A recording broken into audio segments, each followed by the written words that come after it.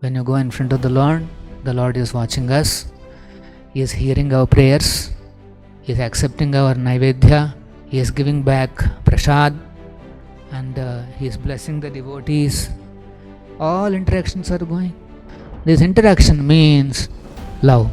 Love means there should be give and take.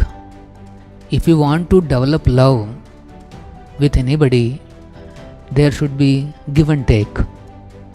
Now we want to love the Supreme Personality of Godhead. Now you have to give, and He gives and you should take. So now the devotees wants to give some food. So Krishna says, Asnami, I will accept, he'll say. With devotion, if somebody offers some Naivedya, Krishna says, I accept. Again, atheist class, they may say, the plate came out as it is. God has not eaten anything. Their idea is that eating means God will eat the way I eat. We eat kacha, we complete the whole plate. But God's eating is not that. His eating is very fine. It is said that even if the Lord glances on the food, that turns into prasadam.